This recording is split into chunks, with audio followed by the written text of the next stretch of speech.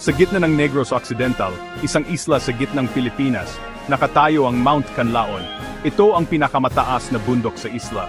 Ito ay isang aktibong bulkan na may taas na 2,465 metro.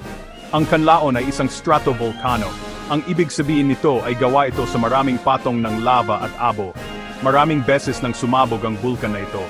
Ang unang pagsabog nito na naitala ay noong 1866. Mula noon, mahigit 30 beses na itong sumabog. Ang pinakahuling pagsabog ay noong 2016. Bagamat mapanganib, ang bulkan ay nagbibigay din ng maraming biyaya. Ang lupa sa paligid ng bulkan ay napakayaman. Maraming halaman at hayop ang nabubuhay sa kagubatan sa paligid ng bulkan. Ang kagubatan na ito ay tahanan ng maraming uri ng ibon, unggoy, at iba pang hayop. Ang kagubatan ay mahalaga sa supply ng tubig ng mga tao sa paligid ng bulkan. Ang pangalan ng bundok ay nagmula sa isang alamat. Sinasabing may isang higante na nagngangalang Laon. Si Laon ay may mahiwagang bato. Ang bato ay nagbibigay liwanag sa buong isla. Ngunit isang araw, isang malaking ibon ang dumating at ninakaw ang bato. Galit na galit si Laon. Hinabol niya ang ibon at naglaban sila sa tuktok ng bundok. Sa labanan, nahulog ang bato at sumabog. Ang pagsabog ay lumikha ng Mount Canlaon.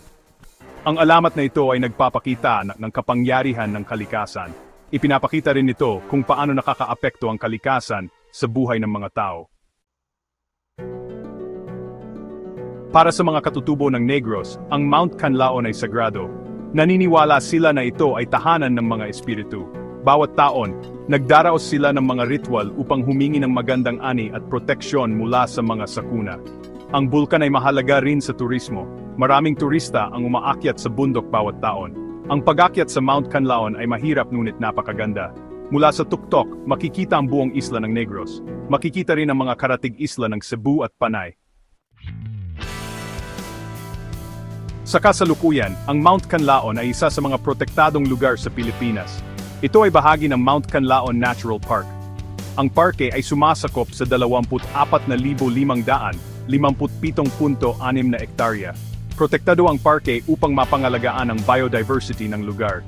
Gayunpaman, ang bundok ay patuloy na nahaharap sa mga banta tulad ng pagmimina at pagtutroso. Mahalaga na pangalagaan ang Mount Canlaon. Ito ay hindi lamang isang magandang tanawin. Ito ay mahalaga sa kultura, kasaysayan at kapaligiran ng Pilipinas.